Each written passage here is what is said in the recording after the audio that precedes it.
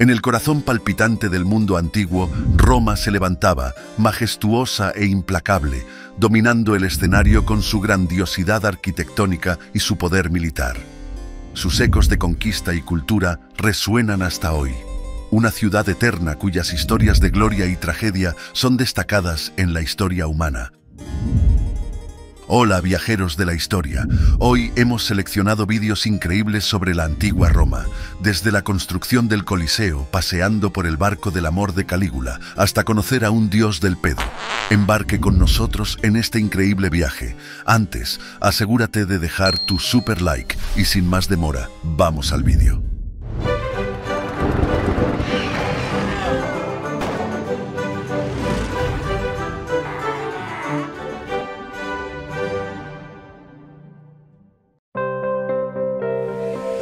Las fiestas interminables eran asquerosas. Los griegos no eran los únicos fiesteros del círculo europeo en la antigüedad. A la población más rica de Roma también le gustaban las fiestas y se divertían mucho. Sus banquetes eran fastuosos, duraderos y extremadamente ridículos. Los romanos ricos consumían alimentos como si fueran drogas en estas fiestas y la comida no era normal. La comida estaba hecha de animales exóticos, pájaros y peces, y cuanto más exóticos fueran los animales, más éxito tendría la fiesta para los invitados. Aves como el faisán y el tordo, ostras crudas, langosta, marisco, venado, jabalí y pavos reales eran habituales en un rico festín. Los alimentos prohibidos por las leyes suntuarias, como las pechugas de ave y los pezones de cerdas gordas, se consumían en las fiestas más exclusivas, equivalentes a los modernos clubes nocturnos VIP. Obra literaria que se conserva de la antigua Roma, Apicius es el relato de las recetas culinarias que se inventaban para apaciguar y sorprender a los invitados y a los banquetes extravagantes. Pero no era la comida exótica y absurda lo que daba miedo de estas fiestas interminables. Lo que realmente daba miedo de estas fiestas eran los invitados y su insaciable glotonería. A diferencia de los tiempos modernos en los que comer lo menos posible se considera lo más elegante, a los romanos les gusta devorar sus raciones y seguir haciéndolo durante toda la noche. Aunque a algunos estadounidenses con un balde lleno de alas de pollo les gusta desestimar esto, el hecho es que el estómago humano no es un agujero negro que pueda devorar todo lo que le eches. Así que los romanos tuvieron que ser un poco creativos para festejar y comer hasta el amanecer. La espléndida y repugnante idea para conseguirlo era simplemente regurgitar la comida después de consumirla. Sí, vomitarían voluntariamente todo lo que han comido hace unos minutos y luego seguirían cenando como si nada. Algunas personas tenían cuencos especiales alrededor de la mesa para recoger la bilis, mientras que otras no se preocupaban y vomitaban en el suelo y seguían comiendo. ¿Quieres un batido de gladiador? Si Grecia tenía atletas olímpicos, Roma tenía gladiadores. Y al igual que los griegos, a las mujeres romanas les gustaba frotarse las células muertas de los gladiadores muertos en la cara como crema para la piel para atraer a los hombres. Además, los romanos iban un paso por delante de los griegos, ya que también les gustaba beber la sangre de los gladiadores muertos con la esperanza de que curara a los epilépticos. Extrañamente, algunos médicos romanos informaron que este tratamiento funcionaba. El origen de las propiedades sagradas o apopléjicas de la sangre de un gladiador muerto se encuentra probablemente en los ritos funerarios etruscos. La civilización etrusca fue la precursora de Roma en Italia, que se estableció principalmente en torno a la moderna ciudad de Toscana. Aunque la influencia de esta formación religiosa desapareció durante la República Romana, el uso mágico de la sangre de los gladiadores continuó durante siglos. Las indicaciones ocasionales en los libros de medicina de principios de la época moderna, así como los relatos en la literatura popular del siglo XIX y principios del XX, documentan la existencia de esta antigua práctica mágica hasta los tiempos modernos. Pero ahora que avanzamos mucho más en términos médicos y humanos, sabemos cómo los locos romanos bebían la sangre de un muerto como un vampiro. Muchos emperadores romanos tenían problemas mentales. Si crees que beber sangre es la mayor locura romana, espera conocer a sus gobernantes. Hablando de gobernantes locos de la antigua Roma, todo el mundo conoce las historias de Nerón, cuya obsesión por convertirse en cantante costó cientos de vidas romanas, y de Calígula, que intentó hacer de su caballo un senador. Pero la locura y las enfermedades mentales eran bastante comunes entre muchos gobernantes romanos, lo que podría llevar a pensar que la locura era quizás uno de los requisitos para convertirse en emperador. Por ejemplo, Cómodo, interpretado por el talentoso Joaquín Phoenix en la película Gladiador, disfrutaba mucho luchando contra los gladiadores y tenía la ilusión de ser la reencarnación de Hércules. Caracalla era conocido por su temperamento explosivo y por haber asesinado a su propio hermano Geta y a sus seguidores, y posteriormente por haber masacrado a muchos ciudadanos importantes de Alejandría en Egipto. Heliogábalo, que se convirtió en emperador romano poco después de Caracalla, era lo contrario de su predecesor. El emperador adolescente era conocido por prostituirse, sacralizar la religión y los dioses romanos y obligar a una virgen vestal a casarse con él. Su reinado solo es conocido por su extrema excentricidad, decadencia, fanatismo y promiscuidad. La emperatriz Mesalina, esposa del emperador Claudio, iba un paso por delante de Heliogábalo en materia de promiscuidad y perversión. El matrimonio de Claudio y Mesalina era incompatible, ya que Claudio era viejo y se desinteresaba de los asuntos familiares, mientras que Mesalina solo tenía 18 años. Pero fue una figura importante en Roma, porque era la sobrina nieta del primer emperador romano Augusto. Ignorada en un matrimonio que solo existía sobre el papel, no estaba muy contenta y cuando Claudio sucedió a Calígula como emperador, Mesalina utilizó sus nuevos poderes para liberarse del matrimonio prisión. Muy atractiva, Mesalina fue una fiesta para los ojos de muchos pretendientes. La represión prolongada hizo que su rebelión fuera aún más absurda, ya que acabó llevándose a la cama a más de 150 amantes. También era conocida por colarse en los burdeles por la noche y desafiar a las profesionales de relaciones íntimas más exitosas de la ciudad en una guerra de resistencia. Consta que Mesalina consiguió vencer a la mejor profesional de Roma, Escila, complaciendo a 25 hombres en una noche, mientras que Escila estuvo a punto de desmayarse tras su 24º. Más tarde, mientras Claudio estaba en Ostia, Mesalina se fugó con el senador Cayo Silio y los dos amantes tuvieron una boda extravagante con fiesta y todo. Cuando los consejeros de Claudio se enteraron, le ordenaron que se suicidara, aunque Claudio fue amable con ella. Las termas romanas. La antigua Roma era la cúspide de la fontanería para su época, pero eso no significa que todo lo relacionado con sus baños y lavabos fuera la cúspide de la sanidad. Como en aquella época no existía el papel higiénico, se sabe que los romanos utilizaban una esponja unida al extremo de un palo para limpiarse después de defecar. Sin embargo, lo más desagradable es que estos palos eran utilizados varias veces por varias personas en el mismo día y apenas se lavaban entre medias. Pero si pensabas que compartir parásitos era el mayor peligro de usar los baños romanos, espera a escuchar esto, porque las cosas están a punto de explotar. Sí, el mayor peligro de sentarse a hacer caca en la antigua Roma era rezar para que el retrete no detonara. Como la fontanería de estos aseos era bastante preliminar y básica, existía un grave riesgo de que el metano se acumulara bajo los productos y la presión pudiera explotar en cualquier momento.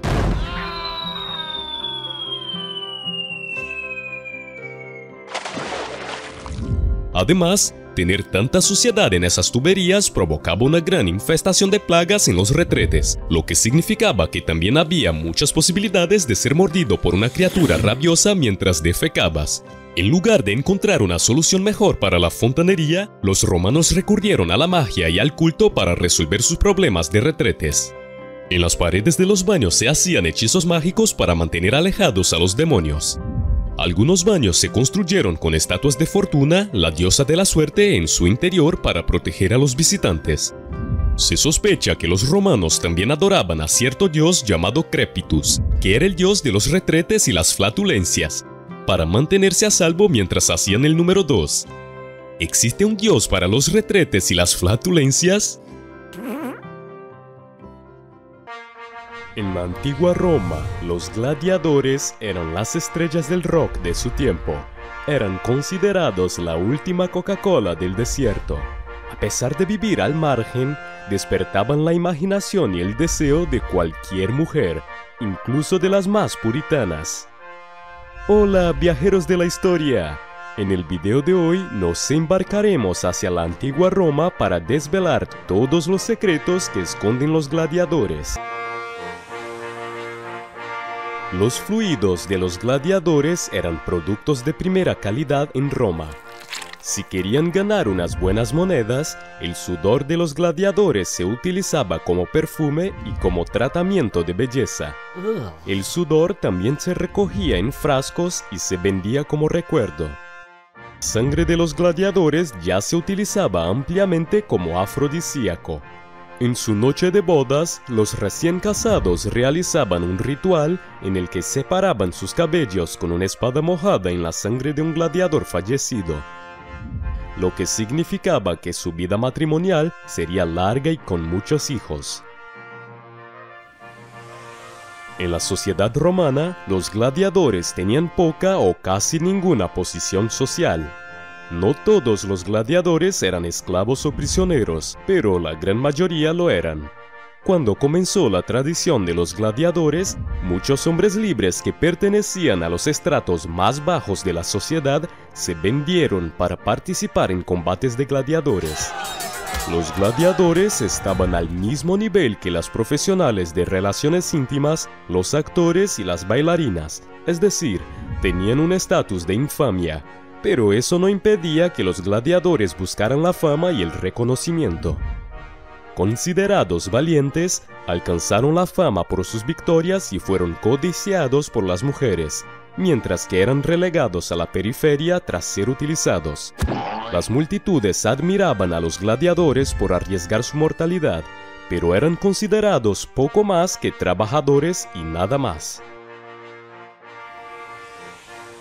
Contratar a un gladiador como guardaespaldas no era una mala idea. Después de todo, tener un guerrero retirado o fuera de servicio entrenado para protegerte tiene todo el sentido. Este tipo de servicio era muy lucrativo, especialmente cuando los gladiadores protegían a la élite romana, en viajes o para mantener a raya a las tropas militares.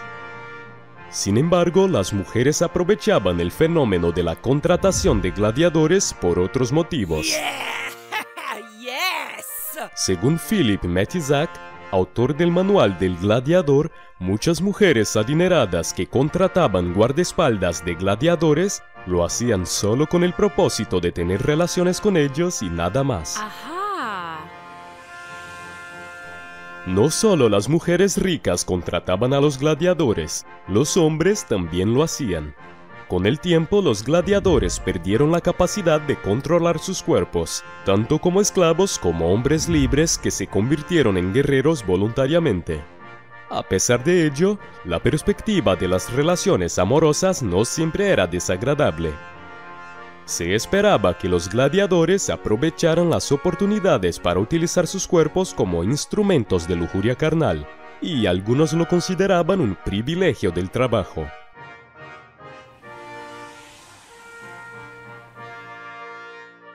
Según dos historiadores romanos, Herodiano y Dion Casio, la esposa del emperador Marco Aurelio, conocida como Faustina la Joven, se sintió tan atraída por un gladiador que vio durante un desfile de combatientes que llegó a enfermar. Ella le habló a su marido del hombre y Aurelio consultó a los adivinos para ver qué debía hacer para aliviar la pasión de su esposa. Le dijeron que el gladiador debía ser ejecutado mientras Faustina estaba debajo de él, cubriéndola con su sangre. Parece que el gladiador tenía relaciones con Faustina en ese momento. Tras su muerte, volvió a tener relaciones con su marido. Sea o no cierta la historia, destaca los poderes casi mágicos atribuidos a la sangre de los gladiadores, así como la intensa sexualidad que encarnaban. Es posible que su hijo, Cómodo, que llegó a ser emperador, tuviera sangre de gladiador en sus venas y que incluso disfrutara participando en las luchas de gladiadores, a menudo luchando contra los discapacitados físicos o los animales en una plataforma elevada.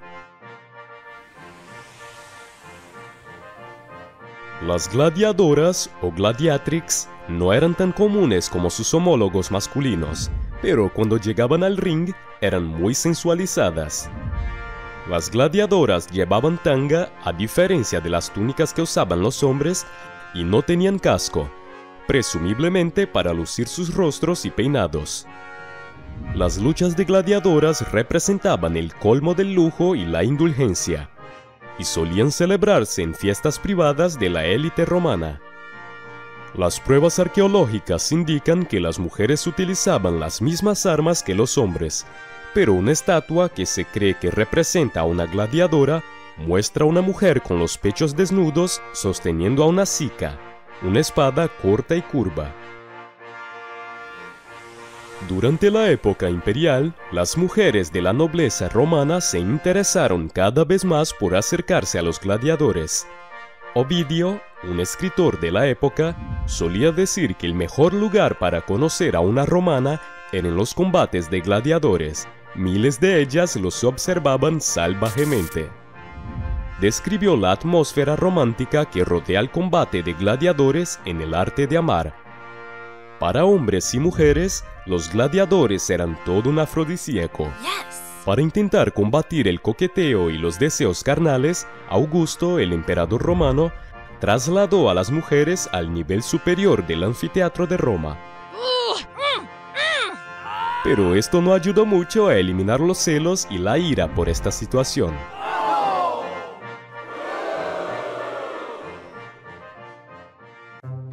Si algo sabían hacer bien los antiguos romanos, eran las fiestas, de eso estoy seguro.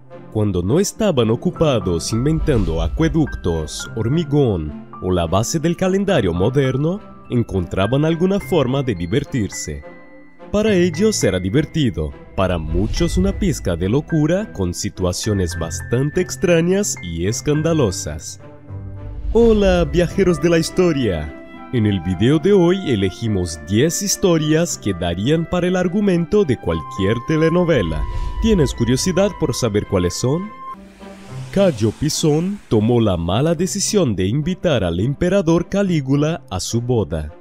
Cuando Calígula se presentó al banquete, Cayo le dijo al emperador que no tocara a su futura esposa, Cornelia Orestila.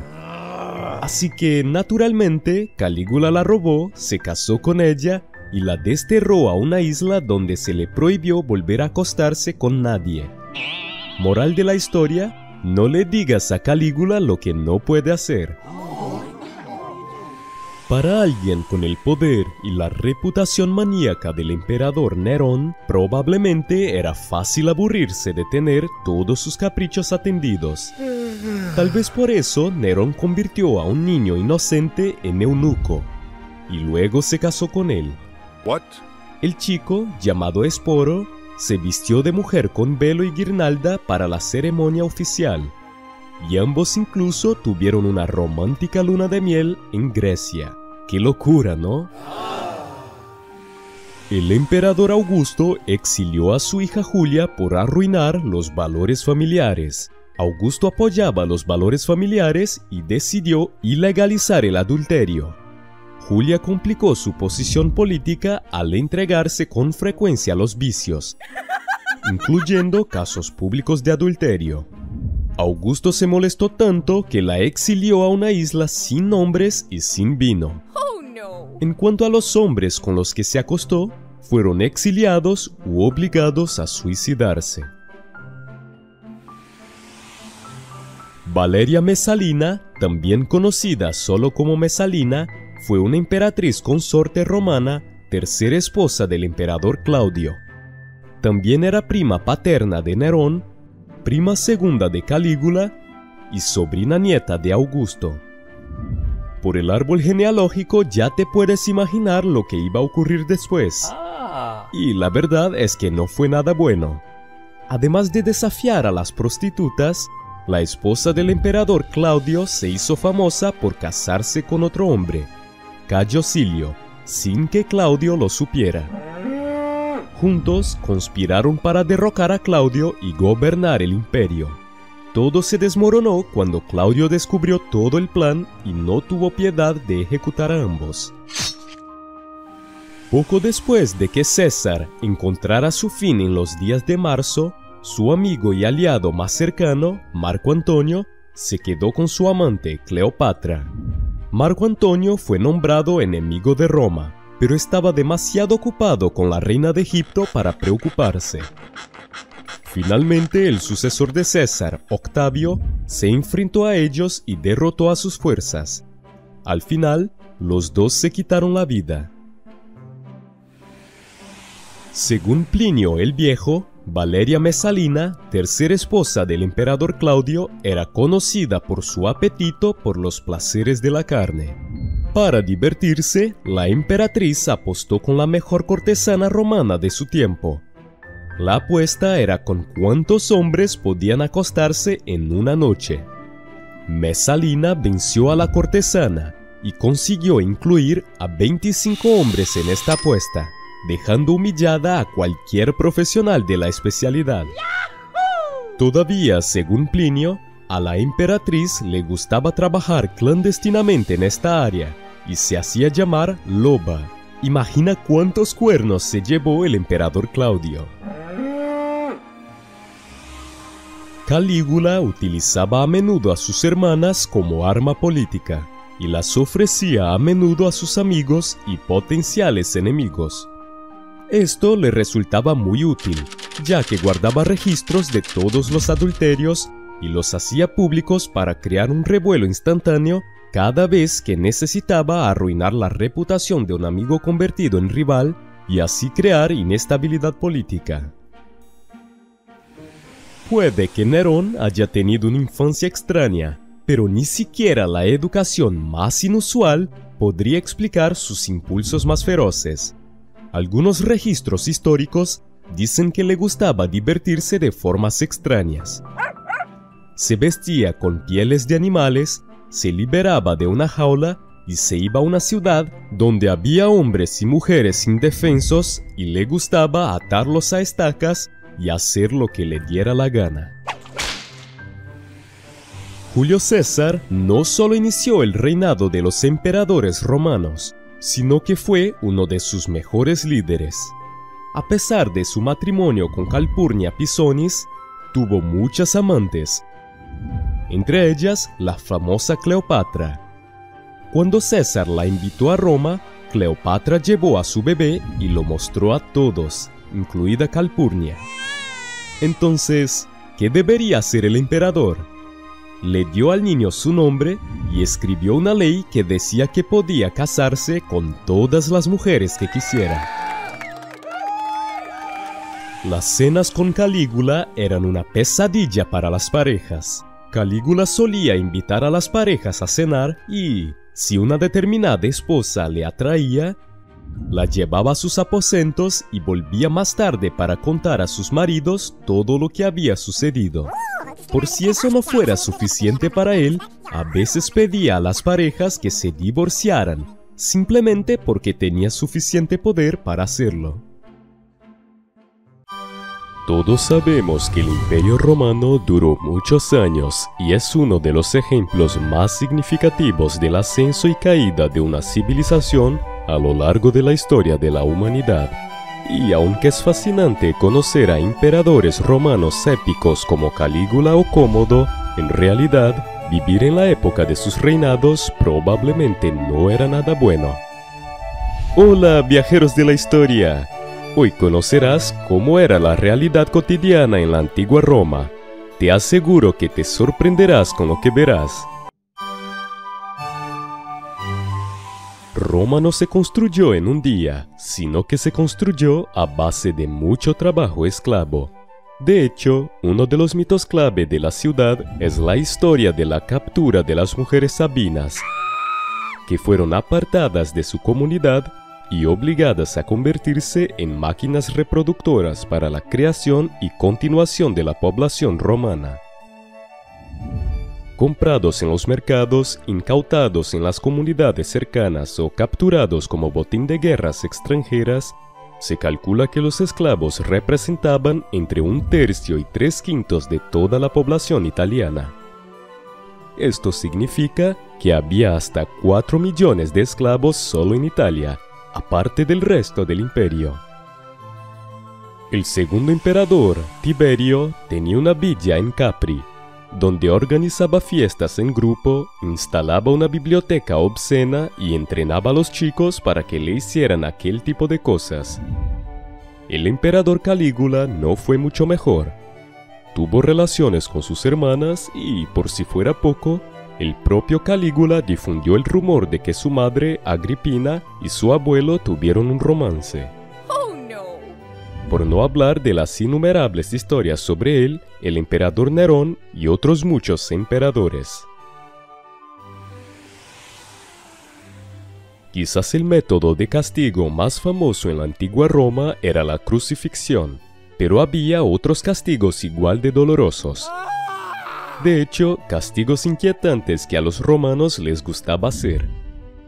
Por ejemplo, un delincuente podría ser devorado por animales salvajes o quemado vivo como castigo por sus errores. Si alguien hacía algo realmente grave, como matar a su propio padre, podía ser cocido en un saco con un gallo, un perro, un mono y una serpiente, y luego arrojado al río Tíber para que se ahogara vivo. Las vírgenes vestales, que eran sacerdotisas castas, eran enterradas vivas y rompían sus votos de pureza. Cuando llegaba la hora del baño, los antiguos romanos se dirigían a las termas públicas.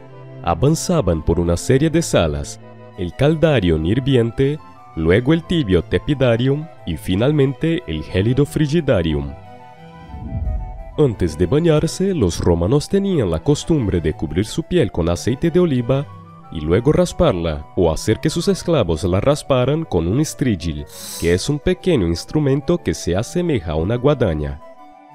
Este instrumento eliminaría toda la suciedad, la piel muerta y ayudaría a la transpiración. ¿Y qué pasaría con el aceite sucio? ¿Se reutilizaría para el siguiente huésped o se utilizaría para que las mujeres se acondicionaran el pelo? En cuanto a la existencia de vomitorios donde los romanos se purgaban intencionadamente, para algunos es solo un mito, para otros no.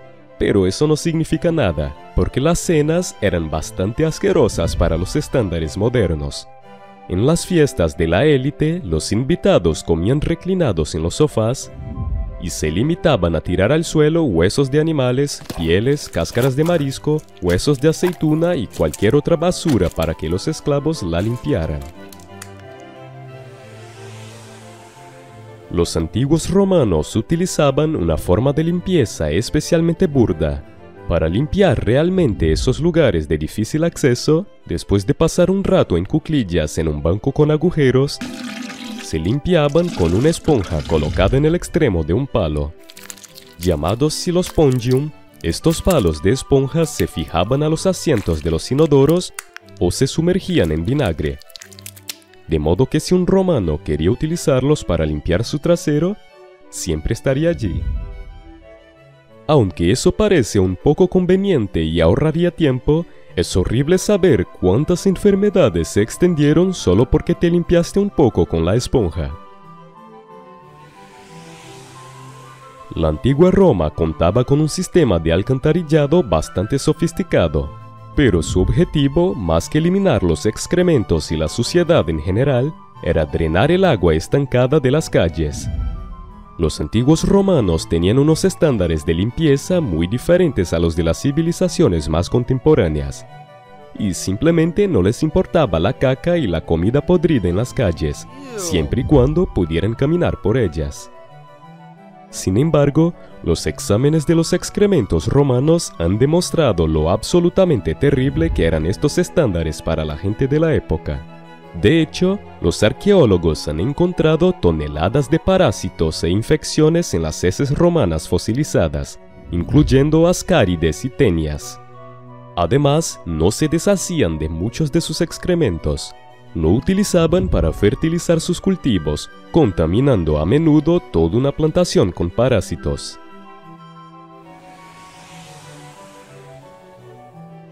La antigua Roma tenía una cultura alimentaria única y peculiar, gracias a un gastrónomo llamado Ateneo, que se encargó de comer y registrar recetas de todo el imperio.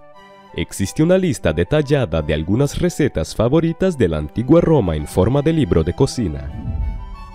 El útero de cerda esterilizado, preparado con pimienta, semillas de apio, menta seca, miel, vinagre y caldo, era uno de los favoritos.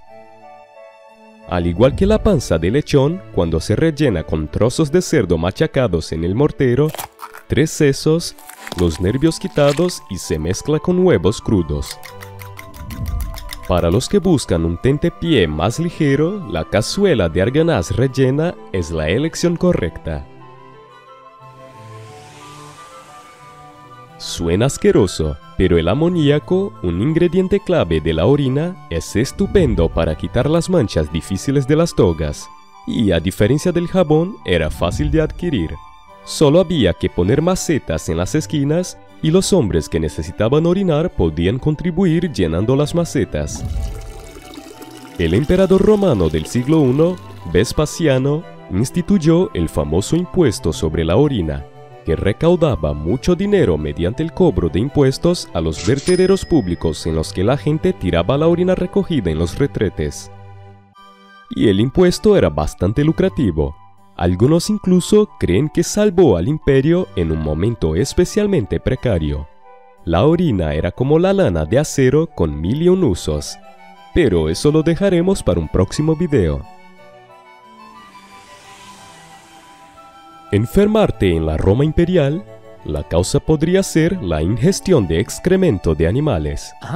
En su Historia Natural, Plinio escribe que el cerebro de un camello secado y tomado en vinagre cura la epilepsia, mientras que la ceniza de estiércol quemado hace que se encrespen los cabellos. No solo el camello, sino también el estiércol de cabra resultaron útiles. Plinio dice que una aplicación de estiércol de cabra hervido en vinagre era un tratamiento aprobado para la mordedura de serpiente, al igual que la ceniza de estiércol fresco hervido en vino. El estiércol de tortuga era excelente para curar abscesos, mientras que el de conejo evitaba que los perros te ladraran. Las muchachas de la antigua Roma no lo tenían fácil a la hora de casarse. Además de que estas uniones solían ser concertadas, algunas chicas no habían alcanzado la pubertad en el momento de contraer matrimonio. De hecho, muchas niñas romanas se casaban a los 14 años o menos. El emperador de Roma, Augusto, fue probablemente la persona que consolidó la edad mínima legal para la felicidad conyugal en 12 años para las niñas y 14 para los niños. En cuanto a los campesinos que tenían la suerte de no pertenecer a la clase alta, se permitían los matrimonios hasta los 20 años. Los hombres no solo luchaban entre sí en los juegos de gladiadores, también luchaban contra bestias importadas de todo el imperio. Estas bestias exóticas fueron enjauladas en condiciones deplorables y luego soltadas para devastar a sus rivales humanos. En los juegos del emperador Trajano, celebrados entre el 108 y el 109 después de Cristo, murieron 10.000 gladiadores y 11.000 animales. Desgraciadamente, estas cifras no hicieron más que aumentar, ya que al inaugurar el emperador Tito su anfiteatro, en una celebración festiva, se calcula que se mataron 8.000 animales. Imagina vivir como un don nadie, por debajo de la línea de la sociedad, sin derechos y sin poder quejarse, despreciado y, la mayoría de las veces, sometido a situaciones en las que ni siquiera podrías decir no. Hola, viajeros de la historia. Hoy viajaremos a la antigua Roma para conocer cómo era la difícil vida de un esclavo. ¿Tienes curiosidad por saberlo?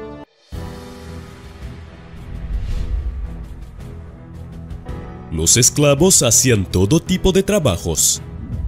Los esclavos en la sociedad romana estaban presentes en todos los aspectos de la vida. Desde los esclavos domésticos hasta los trabajadores agrícolas, los esclavos eran fundamentales para el funcionamiento económico del mundo romano. Clasificados generalmente como urbanos o rurales, los esclavos hacían de todo, desde cocinar y limpiar hasta extraer plata. En las fincas rurales, los esclavos podían realizar tareas domésticas y no domésticas, trabajando como herreros, panaderos y guardias. Los prisioneros de guerra se vendían a menudo como esclavos, convirtiéndose a veces en esclavos públicos utilizados para apagar incendios, atender edificios públicos y servir de verdugos. los esclavos podían comprar su libertad. Los esclavos eran propiedad, pero según el derecho romano tenían la posibilidad de alcanzar la libertad a través de diversos procesos. La más antigua y fácil era simplemente recibir la libertad de su amo, tal vez en un testamento, aunque normalmente había una ceremonia formal y un pago. Los esclavos que esencialmente se vendían a sí mismos a la servidumbre podían pagar su deuda a lo largo del tiempo, logrando la libertad tan pronto como se concluía el contrato. Los esclavos también podían desarrollar algún tipo de riqueza, con una cuenta que controlaban mientras seguían bajo la autoridad del amo. La riqueza podía ser la tierra o la moneda, y aunque técnicamente seguía estando bajo el control del amo, los esclavos con acceso a suficiente dinero podían canalizar fondos y recursos en beneficios para sus amos, mientras desarrollaban su propia riqueza. Esto podría utilizarse para comprar la libertad. Los esclavos liberados se convertían en clientes de sus antiguos propietarios, pero se les prohibía ocupar cargos públicos. Según el jurista romano Gallo, los esclavos menores de 30 años no podían ser liberados durante el primer siglo después de Cristo, mientras que también se imponían límites al número de esclavos que los propietarios podían liberar en sus testamentos. Los propietarios eran libres de castigar a sus esclavos. Se esperaba que los esclavos se comportaran y, según las fuentes, conocían las consecuencias si no lo hacían. Los propietarios de esclavos podían golpearlos y castigarlos con severidad, infligiéndoles desde azotes hasta cadenas y grilletes. Los amos también podían vender a sus esclavos, ejecutarlos en la horca o crucificarlos y hacerles realizar las peores tareas posibles como castigo. Los esclavos fugitivos eran marcados para disuadir de futuras infracciones. Algunos esclavos fueron entrenados para ser gladiadores. Los hombres y mujeres que luchaban en los juicios de gladiadores eran en su mayoría prisioneros de guerra, criminales y, a menudo, esclavos. Los primeros esclavos colocados en las luchas de gladiadores aparecieron ya en el siglo III a.C.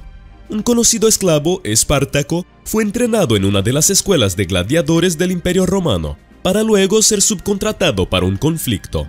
En las escuelas imperiales, los gladiadores eran más o menos prisioneros, pero recibían comida, atención médica y entrenamiento especializado en aparatos. Muchos antiguos esclavos también se ofrecieron como voluntarios para ser gladiadores. Con oportunidades limitadas, una vez liberados, se entregaban a la servidumbre prestando un juramento de gladiadores. Tenían sus propias habitaciones.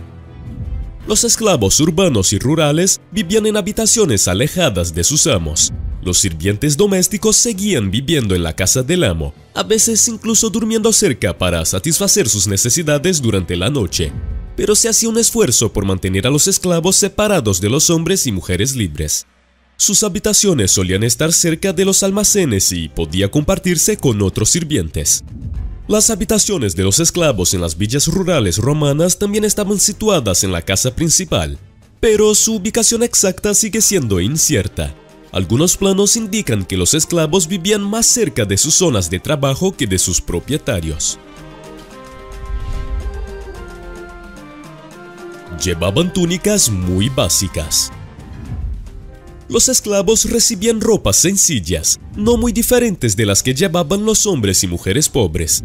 Los amos sabían que los esclavos debían ir bien vestidos, por lo que les proporcionaban una túnica de 4 pies y una capa cada 2 años. Cada 2 años se les entregaban zapatos.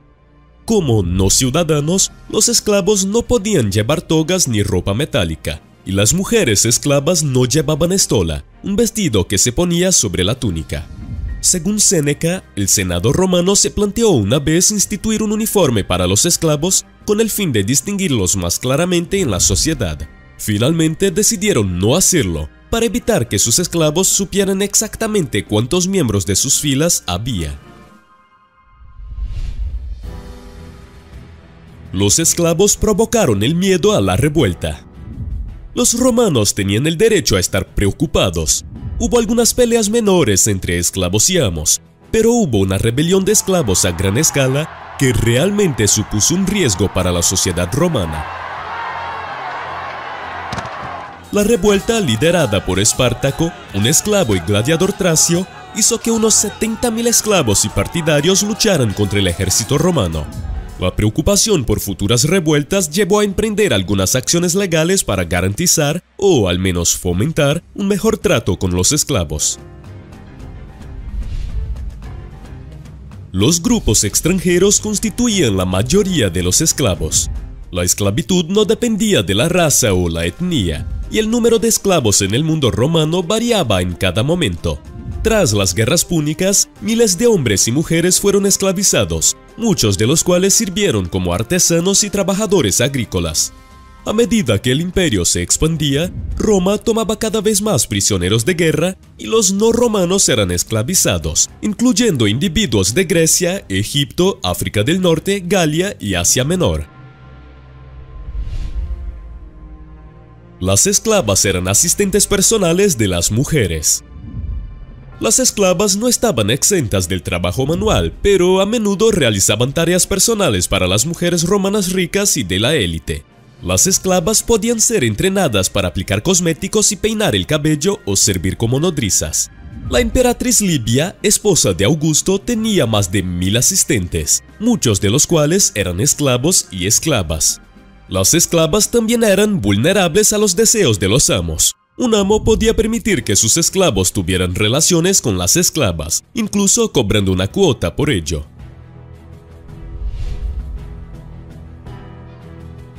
Habilidades y subastas.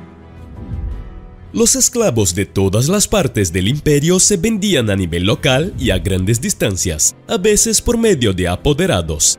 Cuando los esclavos eran llevados al mercado, se les desnudaba para mostrar a los posibles compradores que estaban sanos. Los vendedores de esclavos estaban obligados a revelar cualquier enfermedad, así como si el esclavo era un fugitivo o podía llegar a serlo. Los compradores pagaban precios más altos por los esclavos que estaban en buenas condiciones y poseían habilidades útiles.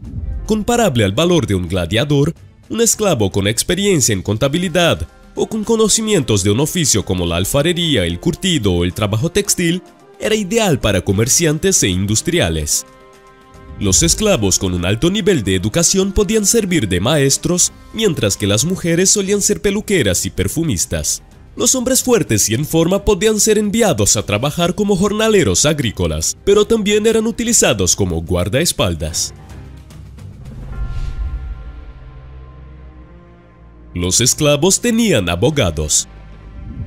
La esclavitud estaba muy extendida y era fundamental para la economía romana, pero había diferentes opiniones sobre cómo debían considerarse los esclavos en la sociedad romana. Los estoicos, sobre todo Séneca el Joven, escribieron sobre la relación entre el esclavo y el amo, destacando la humanidad del primero junto a la responsabilidad del dueño de ser amable y paternalista. Según Séneca, los esclavos proceden del mismo linaje, son vistos por los mismos cielos y en igualdad de condiciones, como tú, respiran, viven y mueren. El antiguo esclavo Epicteto vivió y enseñó en Roma, reclamando igualmente el trato justo de los amos hacia los esclavos. Epicteto consideraba que los esclavos eran nobles, algo que no está necesariamente relacionado con la libertad. ¿Alguna vez has imaginado navegar en barcos con muchas bebidas, comida y todo tipo de fiestas y placeres ilimitados? Bueno, esa fue la idea central de uno de los emperadores romanos más locos. Hola viajeros de la historia, en el video de hoy vamos a embarcarnos hacia la antigua Roma y a conocer los barcos de placer de Calígula. Calígula era impredecible y agresivo. Cayo Julio César Augusto Germánico, más conocido como Calígula, nació en el año 12 después de Cristo. Se ganó su apodo gracias a los soldados de su padre. Su familia cayó en desgracia tras la muerte de su padre en el año 17. Calígula consiguió escapar del caos que acabó con la vida de su madre y sus hermanos, terminando con la buena voluntad del emperador Tiberio. Tiberio adoptó a Calígula como su hijo. Cuando Tiberio murió en el año 37 después de Cristo, Calígula se convirtió en el siguiente emperador romano. Calígula prometió estabilidad y reformas, pero pronto estuvo más interesado en gastar dinero y divertirse. Se vestía con ropas de mujer, se acostaba con las esposas de los oficiales romanos, practicaba el incesto con sus hermanas y finalmente se declaraba Dios. Drenó el tesoro romano financiando proyectos como un puente desde su palacio hasta el templo de Júpiter, así como el puente flotante entre Baiae y Puteoli. El puente se hizo con pontones y arena y se dispuso de forma sencilla para que Calígula pudiera conducir su carro durante 2 días. Los 2 barcos eran liberales y revoltosos. Su exceso quedó demostrado con los 2 barcos que construyó. La prima nave o primera nave tenía 70 metros de eslora, mientras que la segunda nave o segunda nave era un poco más grande, con 73 metros de eslora. Ambos barcos fueron construidos más bien como barcazas y nunca se pretendió que estuvieran en condiciones de navegar, por lo que fueron anclados en el lago Nemi. El barco más grande parece haber sido impulsado por remos con una vela, mientras que el barco más pequeño puede haber sido arrastrado por el más grande. Uno de los barcos puede haber sido un templo flotante de Diana, la diosa romana de la caza, o utilizado para el culto de Isis. El historiador romano Suetonio describió las naves como con 10 bancos de remos con pulpas tachonadas de piedras preciosas, velas multicolores, enormes y espaciosas bañeras, columnatas y salones de banquetes, e incluso una gran variedad de vides y árboles frutales. Estas celebraciones eran un símbolo de los excesos del monarca, pero también señalaron su caída. En aquella época los plebeyos solo soñaban con lo que ocurría en los barcos. Y por supuesto querían participar en las fiestas del emperador. Calígula fue derrocado por un grupo de guardias tras un evento deportivo en el año 41 después de Cristo. Su cuerpo fue arrojado a una tumba poco profunda y su esposa e hija también fueron ejecutadas. En un esfuerzo por eliminar todos los signos del gobierno y el libertinaje de Calígula, se destruyeron sus estatuas y, según algunos estudiosos, se hundieron los barcos del lago Nemi. También se especula que los barcos simplemente permanecieron en el lago hasta que se deterioraron, se perforaron y se hundieron en el fondo del lago. En cualquier caso, los barcos permanecieron en el fondo del lago Nemi durante siglos. Interés renacentista por los barcos. Los primeros intentos de recuperar los barcos no se produjeron hasta el siglo XV, cuando el humanista renacentista León Battista Alberti intentó izar uno de los barcos desde el fondo del lago. En 1535, Francesco de Marchi se sumergió en el fondo del lago y recuperó varias reliquias. Los buzos volvieron a explorar los barcos en varios momentos del siglo XIX, extrayendo artefactos y midiendo los restos del naufragio. Los pescadores solían llevar trozos de madera en sus redes e incluso empezaron a utilizar anzuelos para sacar piezas de los barcos que vendían por bastante dinero. Mussolini drenó el lago Nemi.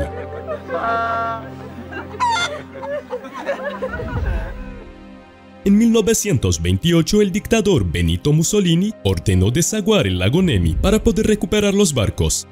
Mientras el ingeniero Guido Uccelli bombeaba el agua del lago, apareció el primer barco, cubierto por armazones y barandillas de bronce.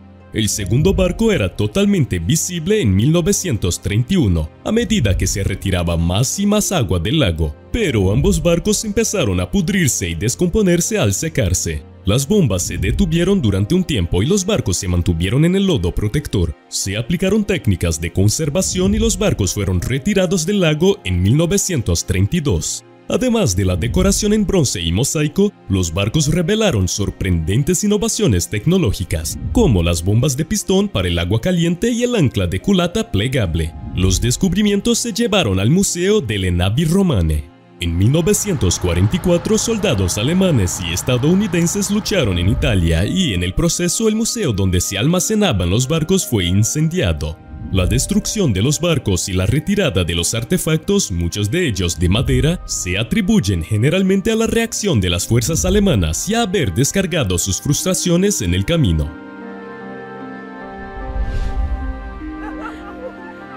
contrabandeaban partes del barco.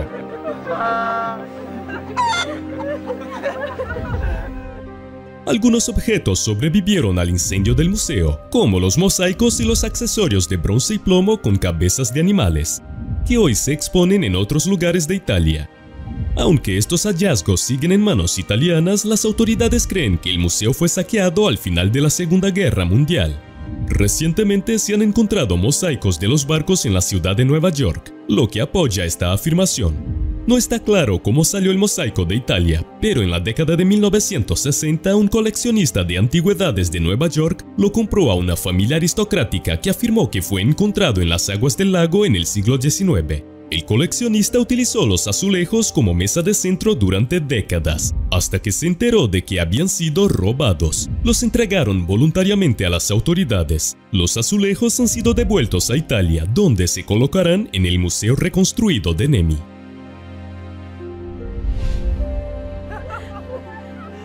Puede haber una tercera nave.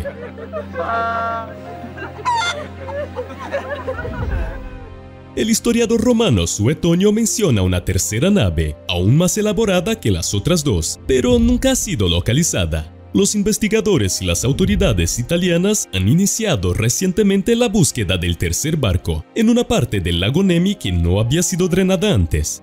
En este contexto, también hay personas que se esfuerzan por recrear uno de los barcos.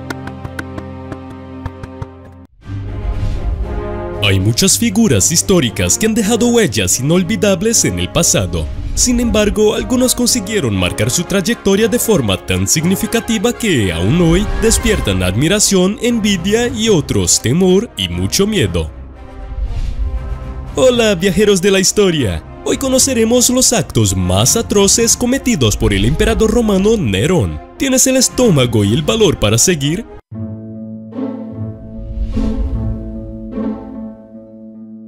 Usó cristianos en llamas para iluminar su jardín. El mito más famoso sobre el emperador Nerón dice que, fuera de sí, tocó la lira mientras Roma ardía durante el gran incendio del año 64 después de Cristo. Eso es totalmente falso. Nerón hizo muchas locuras, pero esa no fue una de ellas. Cuando comenzó el incendio, Nerón estaba lejos de Roma. Cuando recibió la noticia, se apresuró a volver a la ciudad para empezar a administrar la ayuda inmediatamente. El mito de la lira surgió gracias a la creencia del pueblo romano de que Nerón era un aristócrata mimado al que le importaba poco la situación de su pueblo. Se le consideraba tan insensible e indiferente que podía tocar música mientras su pueblo sufría. Tras el gran incendio, la opinión pública llegó a la conclusión de que Nerón había iniciado realmente el incendio de 9 días que arrasó 2/3 de Roma. Para desviar el hedor de su rastro, Nerón culpó directamente a los cristianos. Nerón comenzó a perseguir a los creyentes con alegría. Los arrojaba a los perros, los clavaba en las cruces y, en ocasiones, rociaba a los cristianos con aceite, les prendía fuego y utilizaba la luz para iluminar sus jardines por la noche.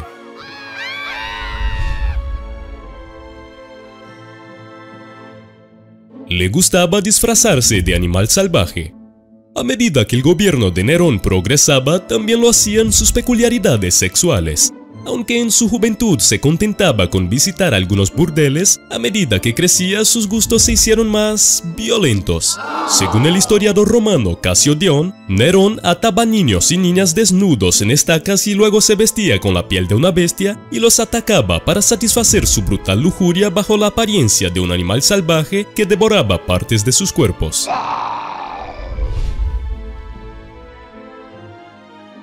Nerón mató a su hermano y a su madre.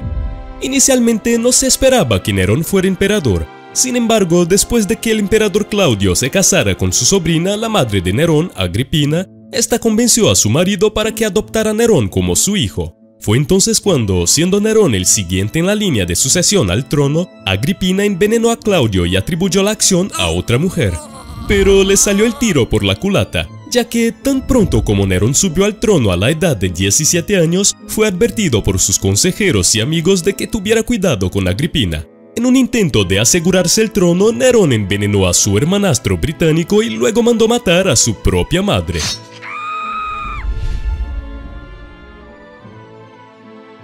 Entró en pánico y ordenó a su sirviente que lo matara. En los últimos meses de su corta vida, Nerón intentó huir de Roma tras un episodio de hostilidad política mezclado con una buena dosis de paranoia. Llegó hasta la ciudad portuaria de Ostia, donde algunos funcionarios de la ciudad se negaron a escuchar las órdenes del emperador, por lo que Nerón regresó a su palacio. En un movimiento dramático de nivel shakespeariano, un mensajero llegó para decirle a Nerón que el Senado lo había declarado enemigo del Estado y que tenían la intención de matarlo a golpes lo antes posible. De hecho, fue un error de comunicación, ya que el Senado solo pensaba en golpear el cráneo de Nerón. Finalmente decidieron restituir al emperador y enviaron un segundo enviado para informarle. Mientras tanto, Nerón pasaba el tiempo intentando reunir el valor para quitarse la vida. Intentó convencer a algunos de sus amigos de que acabaran primero con sus propias vidas para demostrarle lo fácil que era. Cuando el mensajero del Senado llegó para decir que todo estaba bien, Nerón oyó el ruido de los caballos que se acercaban, se asustó y ordenó a su secretario Epafrodito que hiciera el trabajo por él. Epafrodito obedeció y apuñaló a Nerón. Por su lealtad, Epafrodito encontró su fin en el año 95. Tenía su propio público para aplaudirle.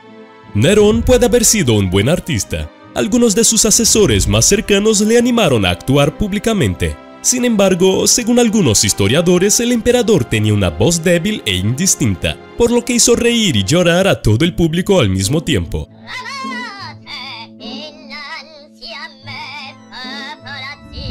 Sin embargo, para asegurarse de que su pobre ego no fuera herido, Nerón reunió un escuadrón especial de 5.000 soldados llamados Augustos, cuyo único trabajo era aplaudir la actuación artística de Nerón. Estos soldados también animaron al público a dar gritos y aplausos.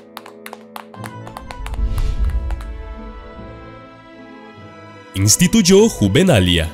En el año 59 después de Cristo, cuando Nerón tenía 22 años, por fin empezó a tener suficiente vello facial para afeitarse. En honor a este rito de paso, el niño emperador instituyó la Juvenalia, o los Juegos de la Juventud, literalmente un festival ordenado porque Nerón iba a afeitarse.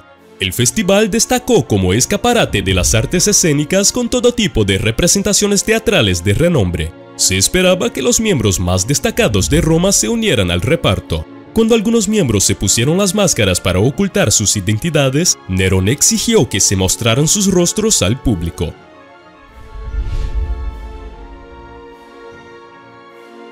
Vació el tesoro romano.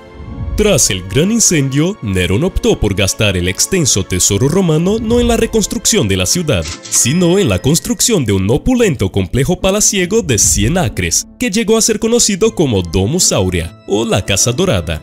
En el centro de la Domus Aurea había una estatua de bronce de 30 metros de altura del propio Nerón, que el emperador apodó el Coloso de Neronis.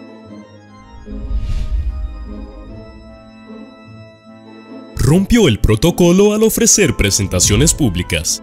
Nerón no lo hacía nada mal como emperador. Defendió a los esclavos de Roma, puso fin a la pena de muerte e incluso redujo los impuestos en el imperio. Aunque siempre tuvo fama de frecuentar burdeles y tabernas y de hacer el tonto, Nerón consiguió controlarse. Sin embargo, tras la muerte de Agripina en el año 59 después de Cristo, el niño emperador perdió rápidamente el control. En este momento, con su popularidad disminuyendo, Nerón sintió la necesidad de aumentar su popularidad. Como cualquier estrella de hoy, el emperador comenzó a actuar en público cantando canciones que había escrito. Aunque sus actuaciones eran muy negativas debido a su posición en la jerarquía, algunos historiadores sugieren que en realidad el Senado y su círculo íntimo animaban a Nerón a actuar en público. Él puede haber sido el modelo para el anticristo. Cuando Nerón murió en el año 68 después de Cristo, hubo quienes creyeron que su suicidio no podía ser real y que el emperador loco seguía vivo. En varias ocasiones aparecieron ante la opinión pública hombres que decían ser el emperador Nerón, hombres que se parecían al gobernante y que cantaban al son de la lira. Normalmente estos hombres eran colgados y asesinados rápidamente. La imagen de Nerón como un cobarde era tan penetrante que sus acciones pueden haber contribuido a la personificación del anticristo en el Nuevo Testamento y a la creencia de que cuando este anticristo surgiera lo haría en forma de emperador. Una de las hazañas arquitectónicas más notables del mundo es el Coliseo de Roma. Inaugurada en el año 80 después de Cristo por el emperador Tito, esta enorme estructura solo existía para entretener a las masas con luchas de gladiadores, batallas de animales y, en un momento dado, conflictos navales en miniatura. Hola viajeros de la historia, en el video de hoy te hablaremos de la construcción del Coliseo. Detalles matemáticos extremos. En Roma la proporción ideal se consideraba de 5:3, por lo que la arena medía 280 por 168 pies romanos. La medida de un pie romano variaba, pero era de unos 30 centímetros. La anchura del auditorio y la arena era igual a la altura del Coliseo. El diseño se basó en múltiplos de 20 pies romanos. El tamaño de cada arco era también de 20 pies romanos, y cada arco estaba separado por 3 pies romanos. El perímetro del anfiteatro debía ser exacto debido a los arcos del Coliseo. Había 80 arcos de entrada, cada uno de los cuales debía tener el mismo tamaño y el mismo espacio entre ellos. Marcas e incisiones en la piedra. Debajo del Coliseo se encuentra el hipogeo, que es la palabra griega que significa subterráneo. En el hipogeo hay secciones talladas en la pared. Los historiadores han tardado años en descifrar su propósito. Por ejemplo, el arquitecto Heinz-Jürgen Best descubrió marcas en la pared, probablemente utilizados para transportar jaulas de animales por los caminos del hipogeo. Las hendiduras diagonales indicaban la ubicación de las rampas que permitían a los animales entrar en la arena. Best también determinó una serie de cortes semicirculares en la pared que permitían la colocación de cabrestantes, que tenían 4 brazos giratorios para elevar una jaula con un animal desde el subsuelo hasta la arena. Best determinó la ubicación de 60 cabrestantes, 40 de los cuales se utilizaron para subir animales al escenario y 20 para montar la escenografía. Diseñado para poder albergar batallas navales.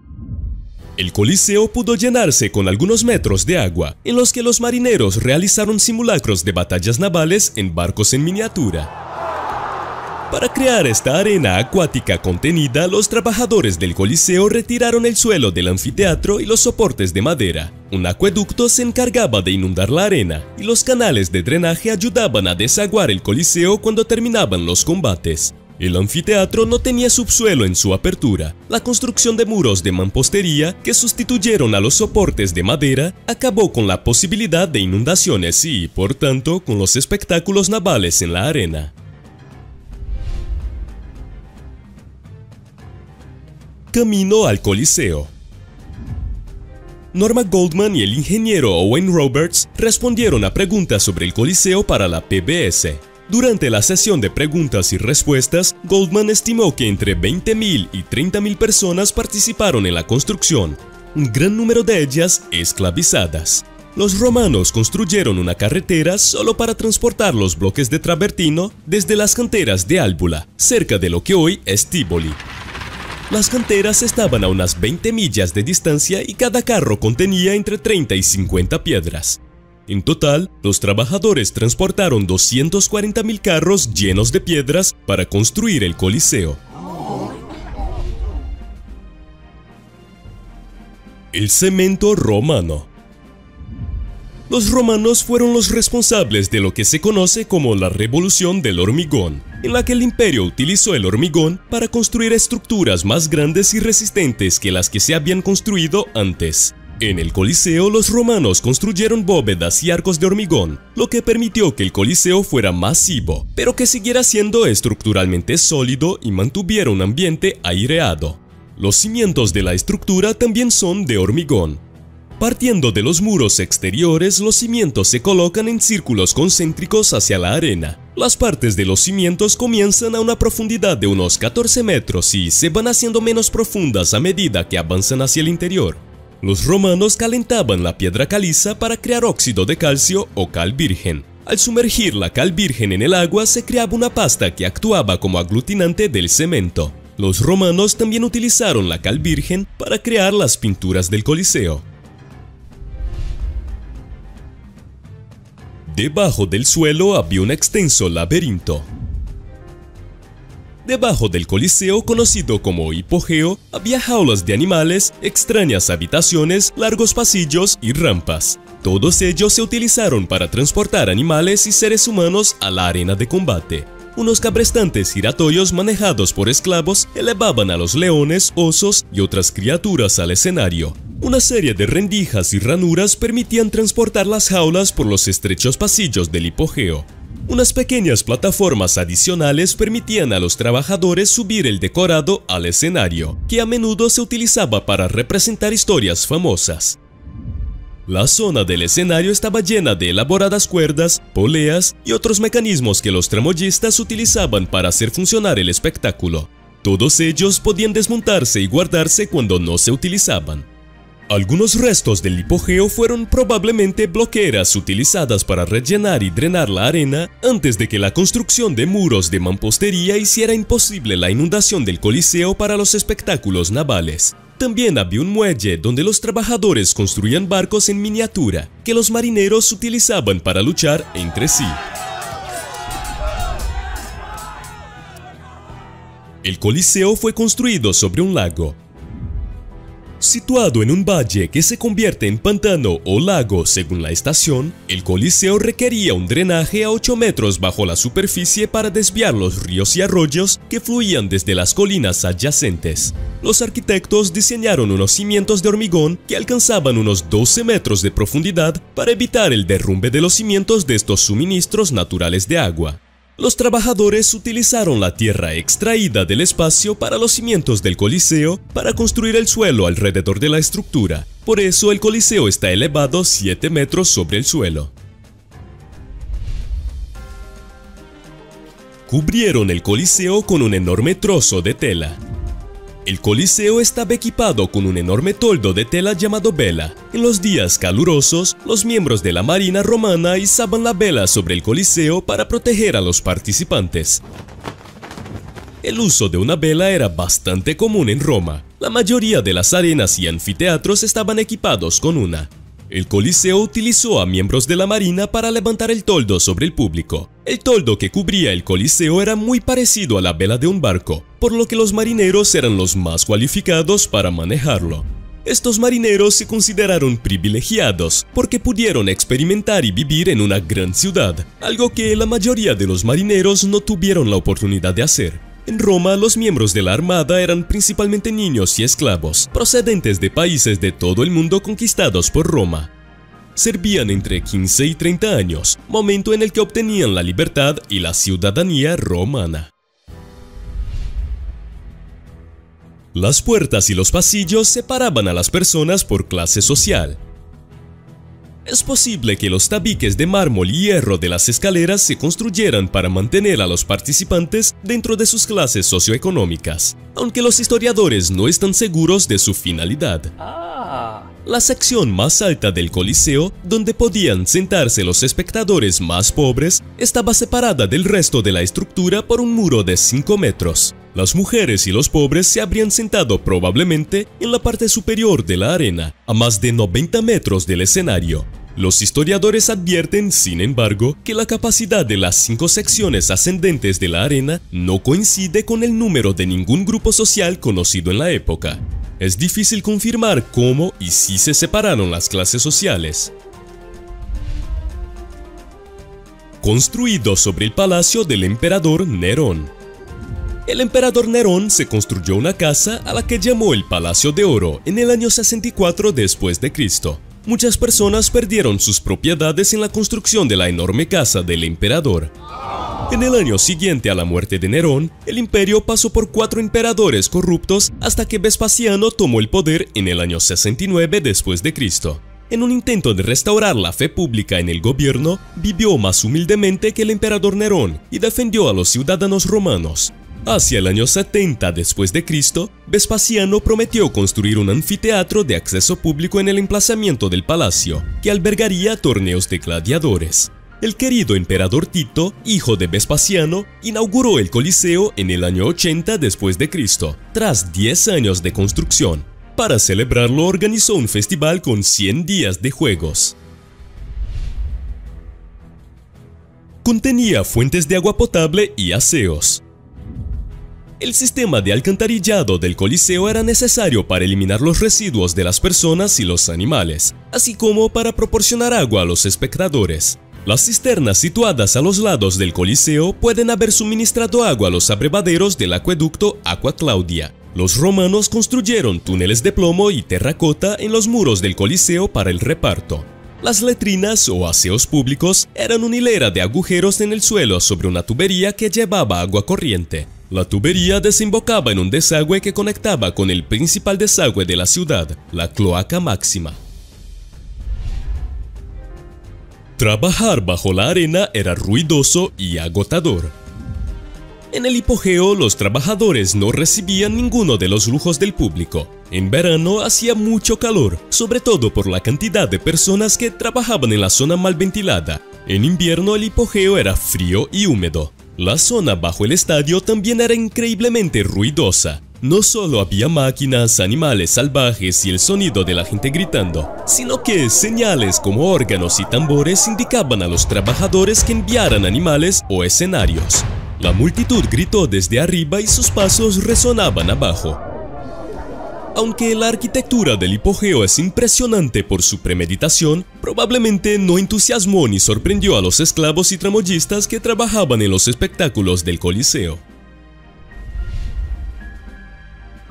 Los trabajadores construyeron primero los arcos. Las primeras piezas construidas por los trabajadores del Coliseo fueron los arcos. Hechas de travertino, su robusta composición permitió a los trabajadores construir las partes inferior y superior del Coliseo. El pórtico de madera, los asientos superiores y las paredes de los dos pisos superiores del anfiteatro se construyeron al mismo tiempo que la parte inferior del Coliseo. La construcción de una estructura robusta permitió primero la construcción simultánea en varios niveles. Este plan de acción previsor es lo que permitió a los romanos construir el Coliseo en menos de una década. Yo soy Espartaco. Hola, viajeros de la historia. Hoy hemos separado una historia sobre la vida de Espartaco, el gladiador y esclavo. ¿Tienes curiosidad por saber más sobre él?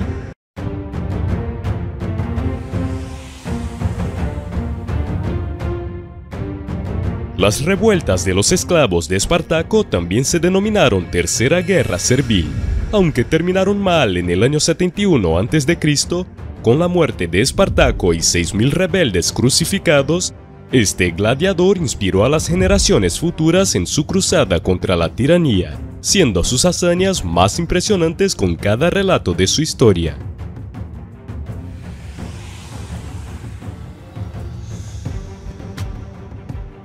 Espartaco es un ex soldado. Nacido en Tracia, una antigua tierra formada por trozos del moderno sureste de Europa, Espartaco pudo ser soldado en su juventud. Era un ayudante a sueldo antes de volverse supuestamente contra sus antiguos empleadores. Algunas fuentes antiguas lo han calificado de traidor, bandido y desertor.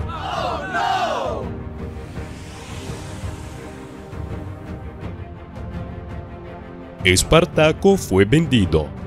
Tras volverse contra el ejército romano, Espartaco fue capturado y vendido como esclavo a una escuela que entrenaba gladiadores para el combate en la arena, situada en Capua, cerca de la actual Nápoles, propiedad de Lentulio Batiato. Allí Espartaco se hizo fuerte y se hizo amigo de dos hombres llamados Criso y Enomao. Estas relaciones le servirán en el futuro. Las amistades que cultivó no eran lo único que auguraba sus futuros logros. Según Plutarco, la esposa de Espartaco, una profetisa, vio a Espartaco durmiendo con una serpiente en la cara poco después de su captura en Roma. Su esposa declaró que este improbable escenario era la señal de una gran y terrible fuerza que lo acompañaría a un desenlace. Ciertamente, una fuerza grande y terrible es una frase que puede utilizarse para describir las revueltas que Espartaco incitaría contra Roma.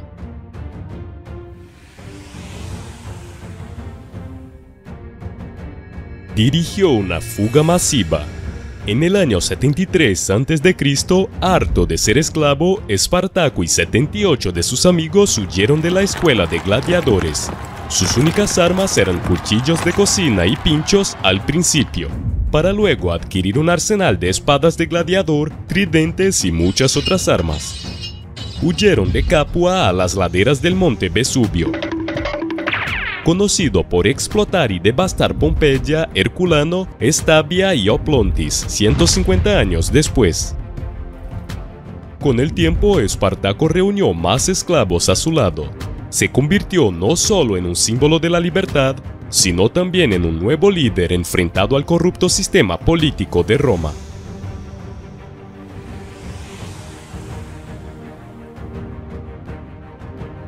Reuniendo a 90.000 esclavos. En los 2 años siguientes a su ida al Vesubio, el ejército de Espartaco aumentó, llegando a contar con casi 90.000 esclavos descontentos de toda Italia. Durante este tiempo, Roma envió varias fuerzas militares para derrotarlo. Espartaco los ganó todos. El primero fue el comandante Claudio Glaber, a quien probablemente no le gustaban mucho las fuerzas rebeldes, ya que las consideraba más desorganizadas que un ejército. Los antiguos esclavos fueron asediados en una colina cubierta de vides, pero escaparon descendiendo por las vides y derrotaron a Glaber. El siguiente contra Espartaco fue otro comandante, Publio Varinius. Varinius dividió sus fuerzas y perdió la batalla. Espartaco lo capturó y lo hizo desfilar desnudo por el campamento. La última campaña antes del final fue una gigantesca fuerza consular. Espartaco se había vuelto bastante formidable, y su ejército había aprendido a fabricar sus propias armas. 2 cónsules se enfrentaron a Espartaco y terminaron con sus 2 ejércitos aplastados.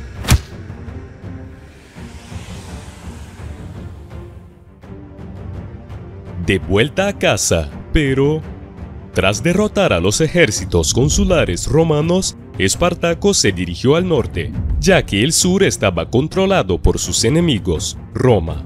Así que no podía navegar desde allí, pero cruzando los Alpes podría estar en casa, libre. Y no solo el propio Espartaco. Planeaba dispersar su ejército y todos los esclavos se quedarían solos, para volver a casa como pudieran. Pero en lugar de viajar al norte, los soldados de Espartaco, envalentonados por sus numerosas victorias, se enriquecieron y saquearon las tierras circundantes, perdiendo tiempo y causando estragos en toda Italia.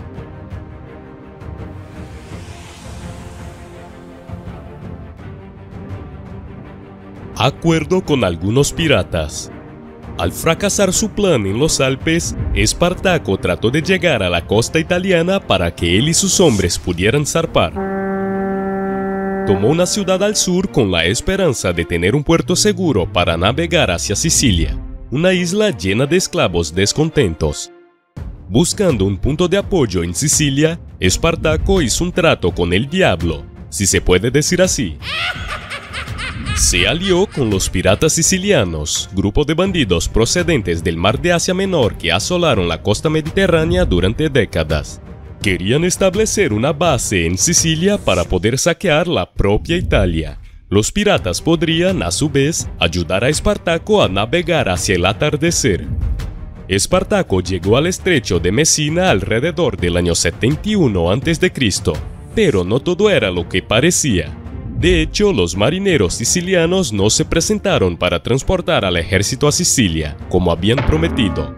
Algo había salido terriblemente mal. Los piratas pueden haber sido sobornados por los romanos o simplemente haberse rendido.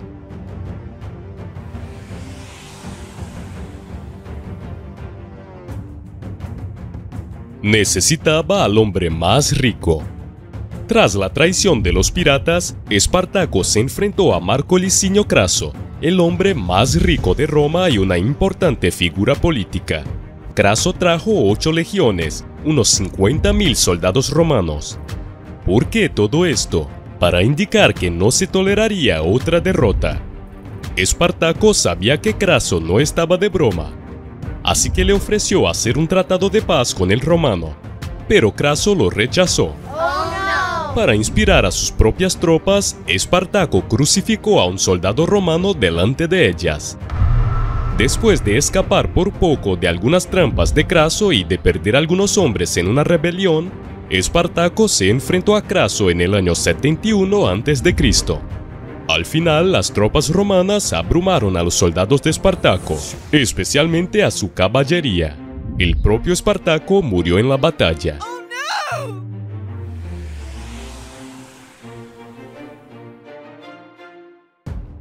6.000 hombres crucificados. Tras la batalla final entre Espartaco y Craso, este decidió dar un escarmiento a los rebeldes para que los esclavos de Roma, que dirigían la economía imperial, aprendieran la lección. Para conseguirlo, crucificó a 6.000 soldados de Espartaco a lo largo de la Vía Apia entre Capua y Roma. Según el historiador y escritor Barry Strauss, la historia de Espartaco y su ejército es un poco más compleja de lo que suele aparecer en los relatos de Hollywood. Por un lado, Espartaco y sus hombres eran buenos y malos a la vez. Luchaban por su libertad, una causa noble, pero también robaban y destruían hogares y vidas de personas inocentes mientras odiaban a Roma. Además, es difícil afirmar que Espartaco estaba motivado para liderar la revuelta porque pretendía acabar con la esclavitud en Italia. Aunque la mayoría de los historiadores no han dedicado tiempo a tratar de contradecir específicamente esta idea, pocos han presentado pruebas de que este fuera su propósito. Viaje concluido y secretos de Espartaco revelados. ¿Quién diría que un esclavo le daría tantos dolores de cabeza a Roma, verdad? Yo lo estaba apoyando, ¿y tú? Deja tu comentario y no te vayas de este video sin dejar tu super like, ayuda mucho al canal. Un gran abrazo y nos vemos en el próximo video. ¡Hasta pronto!